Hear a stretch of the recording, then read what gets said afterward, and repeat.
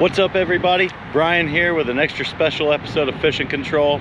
I apologize if there's a little extra wind noise, but I am standing on a corner in Mount Juliet, Tennessee, not far from Nashville, getting ready to go on tour with Luke Bryan. I'll be working as a production runner, but before all that happens, bus call is today at 6 o'clock, and it's about 10:45 here in Mount Juliet. So I've got several hours to kill. What I've done is, before I got here, I went ahead and marked on Google Maps some spots that look like they might be fishable. So we're gonna walk around, maybe Uber around, and see if we can find something fishable. Maybe catch a fish or two before I get on the bus for 2 weeks. So stay tuned and let's see what we can get. All right, as you can see, I've made it to the space. I'm gonna be kind of quiet because I'm almost sure I'm not supposed to be here. I definitely had to walk through a field of grass that was very, very tall, almost as tall as me. I'm 6'2". That was super snake bitey territory, so when we leave, we're probably not going back through there. I'll just go where I can be seen at that point, because once I fished, I can be kicked out. But this looks great. There's even some shade. I'll definitely be able to kill a couple or few hours here before I go eat and get on the bus.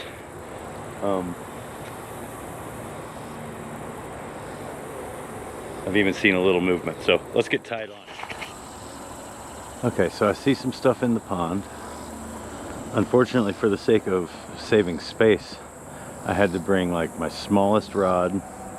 So it's a 6 foot medium light. It's my smallest 2-piece. It breaks down the smallest.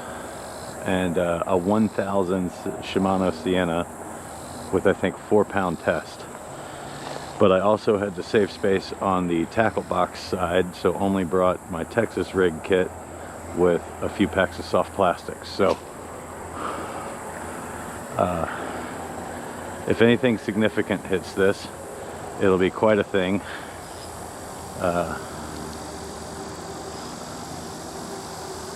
But I had to make sure that I could fit whatever I brought in my bunk on the bus. So we're gonna flick this around and see what happens.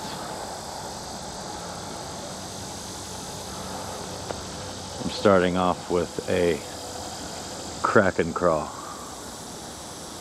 And then I have a couple of wacky rig hooks in my Texas rig box. So that's where we'll go next if this doesn't work. I don't know that there's fish in here, but it totally seems like the type of retention pond that would have some fish in it.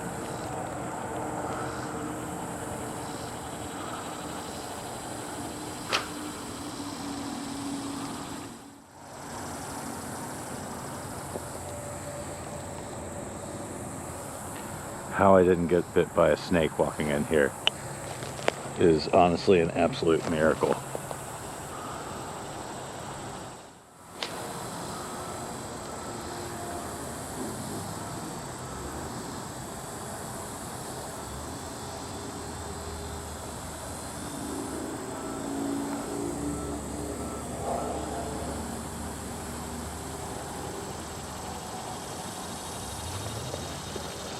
I think that's a fish.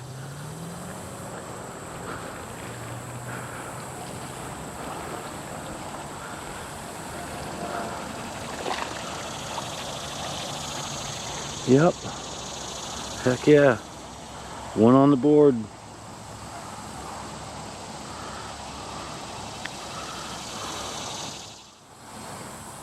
Thanks for playing, buddy.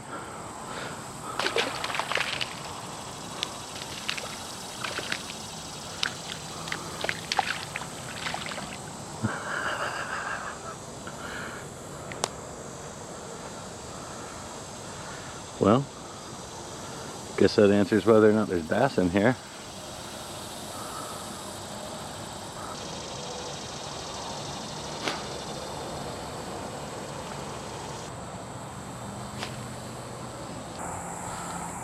Okay, so I tried the crawl for a bit.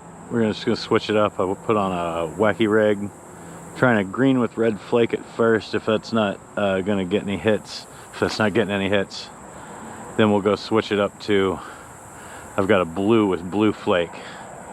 This should be a good dark water color. It's almost June buggy, but not quite. I have caught fish on it though. It's a good good murky water option, which is kind of what we've got here. It's like, it's not brown, it's just a little murky. So I don't know, we'll see what happens. We may end up back on a craw, because I was getting bites there. If I don't get any bites on a wacky rig, I'm gonna make like 2 fans with both colors, and then we're either gonna switch back to a craw, or we might even go at that point. So far we've been out here close to an hour, and I'm gonna get pretty hungry before too long. So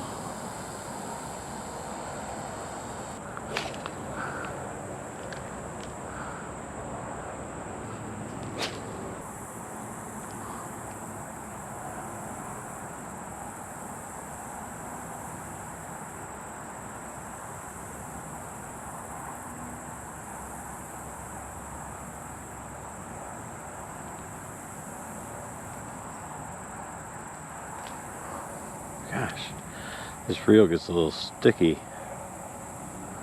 sometimes. Guess I need to give her some oil.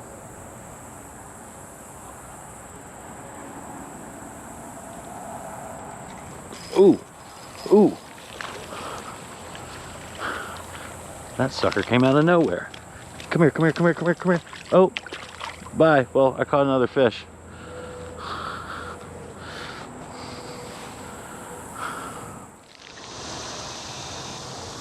So we got the Zoom Super Salt Plus Ultra Vibe Speed Crawl and watermelon seed color.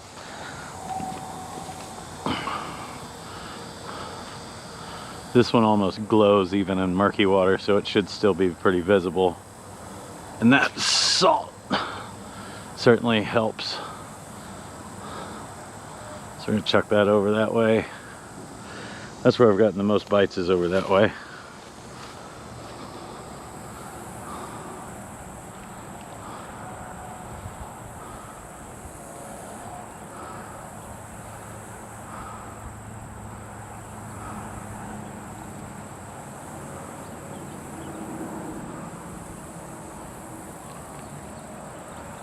I don't know that I'm gonna go to the other spot. We might try that. See, this tour has 2 legs, so I'll be back in Nashville to start the second leg of the tour. So I may go hit that pond at that time, depending on when I get back in town.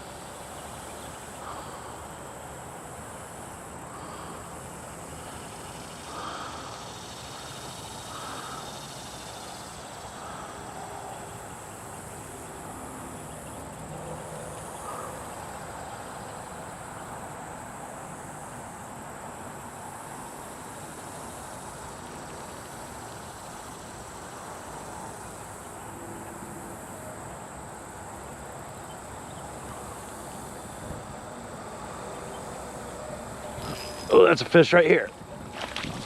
Got him.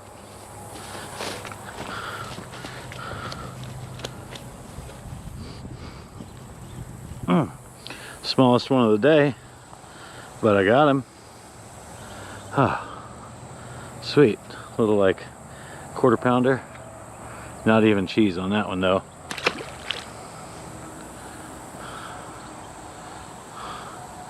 Nice. And I was just doing like the dragon paws with that, not even the bounce.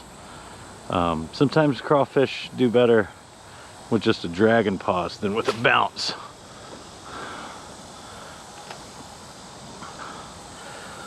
Worms I bounce slower. Craws I pull a little quicker, so the claws will do their action thing.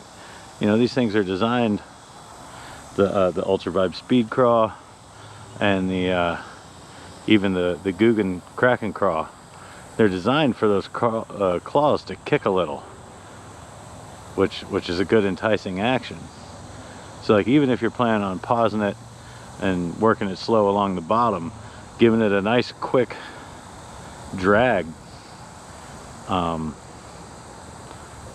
before you pause it. You know, I mean, it doesn't have to be long, but you know, 3 feet or so worth of drag, 2 or 3 feet worth of drag to give those claws a chance to kick. And I mean, you could even bounce it a little in between, but the drag really seems to get that action going.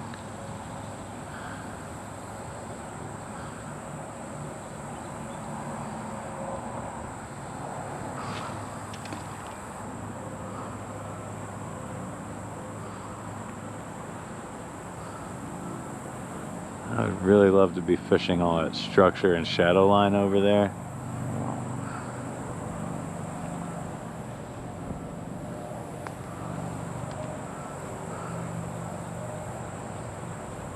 Probably need like a kayak though to really fish this place. I wonder if people ever do that here.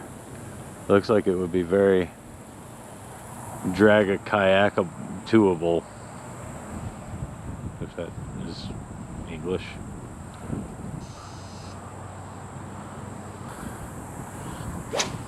Oh shit, nope. Alright, so hopefully the camera will hold out. That was 3 in a row. That was 3 in a row using this Zoom craw, swimming it like a swim bait. I'll say something about this Zoom craw is that it is some tough plastic. If I was using that Kraken craw like this, I might be still getting bites, but I guarantee you it would have come off the hook by now. Those things are soft, which can be good, but you know, don't expect them to go through a whole bunch of fish. And in fact, sometimes one bite kills them.